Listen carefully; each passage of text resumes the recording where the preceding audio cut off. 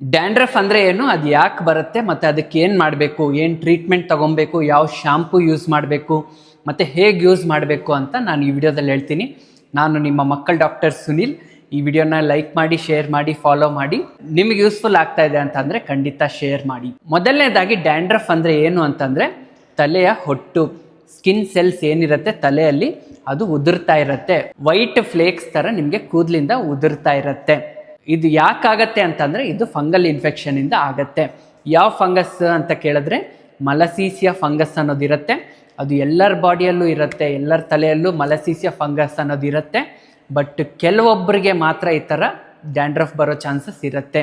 ಯಾರಿಗೆ ಬರುತ್ತೆ ಜಾಸ್ತಿ ಡ್ಯಾಂಡ್ರಫ್ ಅಂತಂದರೆ, ಯಾರ ತಲೆಯಲ್ಲಿ ಆಯಿಲ್ ಜಾಸ್ತಿ ಪ್ರೊಡ್ಯೂಸ್ ಆಗ್ತಾ ಇದೆ, ಸೀಬಮ್ ಜಾಸ್ತಿ ಪ್ರೊಡ್ಯೂಸ್ ಆಗ್ತಾ ಇದೆ, ಅವ್ರ ತಲೆಗೆ ಈ ಡ್ಯಾಂಡ್ರಫ್ ಅನ್ನೋದು ಬರೋ ಚಾನ್ಸಸ್ ಇರುತ್ತೆ.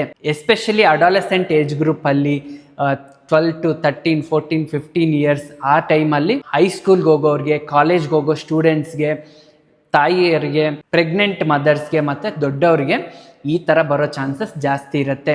ಇದು ಯಾಕೆ ಅಂತಂದರೆ ಅವ್ರ ಹಾರ್ಮೋನಲ್ ಚೇಂಜಸ್ಸಿಂದ ಆಯಿಲ್ ಜಾಸ್ತಿ ಪ್ರೊಡ್ಯೂಸ್ ಮಾಡ್ತಾ ಇರುತ್ತೆ. ಈ ಫಂಗಸ್ ಅನ್ನೋದು ಈ ಆಯಿಲ್ ಮೇಲೆ ಗ್ರೋತ್ ಆಗ್ತಾ ಇರುತ್ತೆ. ಈ ಫಂಗಸ್ ಅನ್ನೋದು ಸ್ಕಿನ್ನ ಫ್ಲೇಕಿ ಮಾಡಿ ಉದುರ್ತಾ ಇರುತ್ತೆ ಡ್ಯಾಂಡ್ರಫ್ ಥರ. ಈ ಡ್ಯಾಂಡ್ರಫ್ ಅನ್ನೋದು ಯಾವಾಗ ಜಾಸ್ತಿ ಆಗುತ್ತೆ ಅಂತಂದರೆ, ನಿಮಗೆ ಹಾರ್ಮೋನಲ್ ಚೇಂಜಸ್ ಜಾಸ್ತಿ ಆದಾಗ ಆಗುತ್ತೆ, ನಿಮಗೆ ಸ್ಟ್ರೆಸ್ ಜಾಸ್ತಿ ಆದಾಗ ಆಗುತ್ತೆ, ನೀವು ಫುಡ್ ಕರೆಕ್ಟಾಗಿ ತಗೋತಾ ಇಲ್ಲ, ಮತ್ತು ಎಸ್ಪೆಷಲಿ ಗರ್ಲ್ಸಲ್ಲಿ ನೀವೇನಾದರೂ ಸ್ನಾನ ಡೈಲಿ ಮಾಡ್ತಾ ಇಲ್ಲ, ಕೂದಲು ಅನ್ನೋದು ಡೈಲಿ ವೀಕ್ಲಿ 1 ಸಲ 2 ಸಲ ಅಷ್ಟೇ ವಾಶ್ ಮಾಡ್ತಾ ಇದ್ದೀರಾ ಅಂತಂದರೆ ಈ ಡ್ಯಾಂಡ್ರಫ್ ಆಗೋ ಚಾನ್ಸಸ್ ಜಾಸ್ತಿ ಇರುತ್ತೆ. ಮತ್ತು ಶಾಂಪು ಯೂಸ್ ಮಾಡೋದ್ರಿಂದ ಡ್ಯಾಂಡ್ರಫ್ ಆಗುತ್ತಾ ಡಾಕ್ಟರ್ ಅಂತ ಕೇಳಿದ್ರೆ ಖಂಡಿತ ಆಗೋದಿಲ್ಲ. ನೀವು ರೆಗ್ಯುಲರ್ ಶಾಂಪೂಸ್ನ ಯೂಸ್ ಮಾಡಿದ್ರು ಡ್ಯಾಂಡ್ರಫ್ ಅನ್ನೋದು ಇದರಿಂದ ಆಗೋದಿಲ್ಲ. ಮತ್ತು ಏನು ಮಾಡಬೇಕು ಡಾಕ್ಟರ್ ಈ ಥರ ಡ್ಯಾಂಡ್ರಫ್ ಸಮಸ್ಯೆ ಇದ್ದರೆ ಅಂತ ಕೇಳಿದ್ರೆ, ಫಸ್ಟ್ ಆ್ಯಂಡ್ ಫಾರ್ಮೋಸ್ಟ್ ಏನು ಅಂತಂದರೆ, ನೀವು ಆಯಿಲ್ ಅಪ್ಲೈ ಮಾಡಿ ಹಂಗೆ ಬಿಡಬಾರ್ದು. ನೀವು ತಲೆಗೆ ಆಯಿಲ್ ಹಚ್ತಾ ಇದ್ದೀರಾ, ತುಂಬ ಜಾಸ್ತಿ ಆಯಿಲಿಂಗ್ ಮಾಡ್ತಾ ಇದ್ದೀರಾ, ಹಾಗೆ ಬಿಟ್ಟಿದ್ದೀರಾ ಅಂತಂದರೆ ನೀವು ಈ ಫಂಗಸ್ಗೆ ಇನ್ನೂ ಫುಡ್ ಕೊಡ್ತಾ ಇದ್ದೀರಾ ಅಂತ ಅರ್ಥ. ಎಸ್ಪೆಷಲಿ ಆಯಿಲಿ ಸ್ಕಿನ್ ಇದ್ದು ಮುಖದ ಮೇಲೆ ಕೂಡ ಪಿಂಪಲ್ಸ್ ಬರ್ತಾ ಇರೋರಿಗೆ, ಹಾರ್ಮೋನಲ್ ಚೇಂಜಸ್ ಆಗಿ ತಲೆಯಲ್ಲಿ ಕೂಡ ಆಯಿಲಿ ಜಾಸ್ತಿ ಇದೆ ಅಂತಂದರೆ ನೀವು ಖಂಡಿತ ಆಯಿಲ್ ಅಪ್ಲೈ ಮಾಡಬೇಕಾಗಿಲ್ಲ. ನಿಮ್ಮದು ಆಯಿಲಿ ಸ್ಕಿನ್ ಮತ್ತು ಆಯಿಲಿ ಸ್ಕ್ಯಾಲ್ಪ್ ಅಂತ ಹೆಂಗೆ ಗೊತ್ತಾಗುತ್ತೆ ಅಂತ ಕೇಳಿದ್ರೆ, ನೀವು ಸ್ನಾನ ಮಾಡಿ ಆದಮೇಲೆ ವಿತಿನ್ 12 ಅವರ್ಸ್, ವಿತಿನ್ 24 ಅವರ್ಸ್ ನಿಮ್ಮ ಕೂದಲು ಮತ್ತೆ ಆಯಿಲಿ ಥರ ಇದೆ, ಆಯಿಲ್ ಹಚ್ಚಿರೋ ಥರ ಇದೆ ಅಂತಂದರೆ ನಿಮ್ಮದು ಆಯಿಲಿ ಸ್ಕಿನ್. ಎರಡನೇದೇನು ಅಂತಂದರೆ, ನೀವು ಡೈಲಿ ವಾಶ್ ಮಾಡಬೇಕಾಗತ್ತೆ ಕೂದಲನ್ನ. ಡೈಲಿ ಶಾಂಪೂ ಯೂಸ್ ಮಾಡಿ ವಾಶ್ ಮಾಡಬೇಕಾಗತ್ತೆ, ಮತ್ತು ಕಂಡೀಷ್ನರ್ ಕೂಡ ಯೂಸ್ ಮಾಡಬೇಕಾಗತ್ತೆ. ಕೂದಲು ತುಂಬ ಜಾಸ್ತಿ ಆಗಿದೆ, ಡ್ಯಾಂಡ್ರಫ್ನ ಕಂಟ್ರೋಲ್ ಮಾಡೋಕ್ಕಾಗ್ತಾ ಇಲ್ಲ ಅಂತಂದರೆ ಶಾರ್ಟ್ ಮಾಡಬೇಕಾಗತ್ತೆ ಕೂದಲನ್ನ.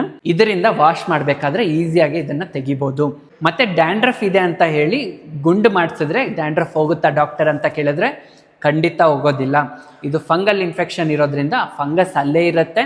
ನೀವು ಎಷ್ಟೇ ವಾಶ್ ಮಾಡಿದ್ರೂ ಕೂದಲು ಬೆಳೆದಾಗ ಮತ್ತೆ ವಾಪಸ್ ಬರುತ್ತೆ.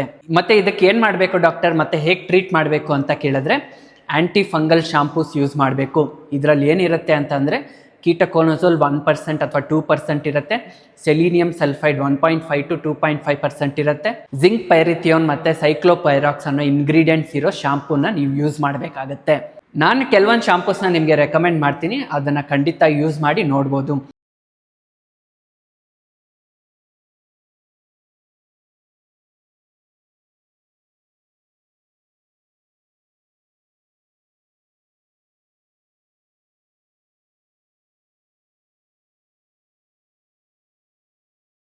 ಈ ಶಾಂಪೂಸ್ನ ಹೇಗೆ ಯೂಸ್ ಮಾಡಬೇಕು ಡಾಕ್ಟರ್ ಅಂತ ಕೇಳಿದ್ರೆ, ನೀವು ಆ್ಯಂಟಿ ಡ್ಯಾಂಡ್ರಫ್ ಶಾಂಪೂನ ಯಾವಾಗಾದರೂ ಯೂಸ್ ಮಾಡ್ತಾ ಇದ್ದರೆ ಈ ಸ್ಟೆಪ್ಸ್ನ ಖಂಡಿತ ಫಾಲೋ ಮಾಡಬೇಕು.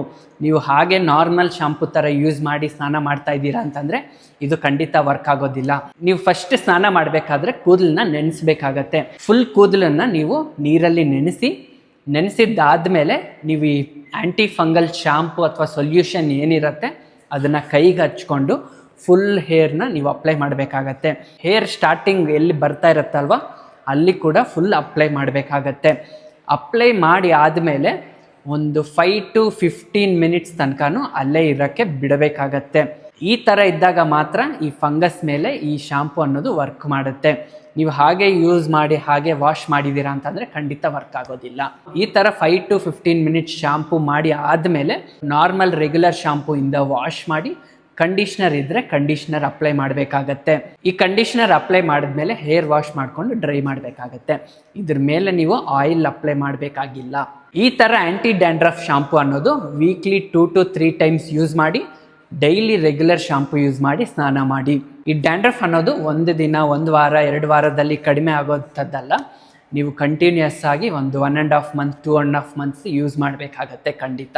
ಎಸ್ಪೆಷಲಿ ವಿಂಟರ್ ಸೀಸನ್ಸಲ್ಲಿ ಡ್ಯಾಂಡ್ರಫ್ ಅನ್ನೋದು ಜಾಸ್ತಿ ಆಗ್ತಾ ಇರುತ್ತೆ, ಆಯಿಲಿಂಗ್ ಜಾಸ್ತಿ ಆಗ್ತಾ ಇರುತ್ತೆ. ಈ ಟೈಮಲ್ಲಿ ನೀವು ಇದನ್ನು ಖಂಡಿತ ಫಾಲೋ ಮಾಡಬೇಕಾಗತ್ತೆ. ನೀವು ಯಾವಾಗ ಡರ್ಮಟಾಲಜಿಸ್ಟ್ನ ಮೀಟ್ ಮಾಡಬೇಕು, ಇಲ್ಲಾಂದರೆ ಪೀಡಿಯಾಟ್ರಿಷಿಯನ್ನ ಮೀಟ್ ಮಾಡಬೇಕಾಗತ್ತೆ ಅಂತಂದರೆ, ನಿಮಗೆ ಕೂದಲು ತುಂಬ ಇಚ್ಚಿಂಗ್ ಆಗ್ತಾ ಇದೆ, ಸಿವಿಯರ್ ಇಚ್ಚಿಂಗ್ ಆಗ್ತಾ ಇದೆ, ಅಲ್ಲಿ ಕೂದಲಲ್ಲಿ ರೆಡ್ನೆಸ್ ಆಗಿಬಿಟ್ಟಿದೆ, ಈ ಡ್ಯಾಂಡ್ರಫ್ ಜೊತೆಗೆ ನಿಮ್ಮ ಕೂದಲೆಲ್ಲ ಉದುರೋಗ್ತಾ ಇದೆ, ಬೇರೆ ಪಾರ್ಟ್ಸಲ್ಲಿ ಕೂಡ ನಿಮಗೆ ಡ್ಯಾಂಡ್ರಫ್ ಅನಿಸ್ತಾ ಇದೆ, ಐಬ್ರೋಸ್ ಇರ್ಬೋದು ಮತ್ತು ಚೆಸ್ಟ್ ಏರಲ್ಲಿ ಏನಾದರೂ ಡ್ಯಾಂಡ್ರಫ್ ಥರ ಅನಿಸ್ತಾ ಇದೆ ಅಂತಂದರೆ ನೀವು ಖಂಡಿತ ಡರ್ಮಟಾಲಜಿಸ್ಟ್ನ ಮೀಟ್ ಮಾಡಬೇಕಾಗತ್ತೆ. ನಾನು ಆಲ್ರೆಡಿ ಹೇಳ್ದಂಗೆ ನೀವು ಆಯಿಲ್ ಅಪ್ಲೈ ಮಾಡೋದನ್ನು ಸ್ಟಾಪ್ ಮಾಡಿ, ಡೈಲಿ ಸ್ನಾನ ಮಾಡಿ, ನಾರ್ಮಲ್ ರೆಗ್ಯುಲರ್ ಶಾಂಪೂನ ಕೂಡ ಡೈಲಿ ಯೂಸ್ ಮಾಡ್ಬೋದು. ಮತ್ತು ನೀವು ವೀಕ್ಲಿ 2 to 3 ಟೈಮ್ಸ್ ಅನ್ನೋದು ಮೆಡಿಕೇಟೆಡ್ ಶಾಂಪು, ಆ್ಯಂಟಿ ಫಂಗಲ್ ಶಾಂಪು ಅನ್ನೋದನ್ನು ಯೂಸ್ ಮಾಡಬೇಕಾಗತ್ತೆ. ಈ ಥರ ಮಾಡೋದ್ರಿಂದ ಡ್ಯಾಂಡ್ರಫ್ ಅನ್ನೋದು ಗ್ರ್ಯಾಜುವಲಿ ಕಡಿಮೆ ಆಗಿ ಸ್ಟಾಪ್ ಆಗುತ್ತೆ. ಅದ್ರ ಜೊತೆಗೆ ನಿಮ್ಮ ಫುಡ್ ಹ್ಯಾಬಿಟ್ಸ್ ಆಗಿರ್ಬೋದು, ಸ್ಟ್ರೆಸ್ ಕಂಟ್ರೋಲ್ ಆಗಿರ್ಬೋದು, ನಾರ್ಮಲ್ ಸ್ಲೀಪ್ ಆಗಿರ್ಬೋದು, ಈ ಥರದನ್ನು ನೀವು ಕಂಟ್ರೋಲ್ ಮಾಡಿಕೊಂಡ್ರೆ ಖಂಡಿತ ಡ್ಯಾಂಡ್ರಫ್ ಅನ್ನೋದು ಕಡಿಮೆ ಆಗುತ್ತೆ. ಈ ವಿಡಿಯೋ ನಿಮ್ಗೆ ಯೂಸ್ಫುಲ್ ಆಗಿದೆ ಅಂತ ಅಂದ್ಕೊಂಡಿದ್ದೀನಿ. ಯೂಸ್ ಆಗಿದ್ದರೆ ಲೈಕ್ ಮಾಡಿ, ಶೇರ್ ಮಾಡಿ, ಫಾಲೋ ಮಾಡಿ. Thank you. Stay safe, stay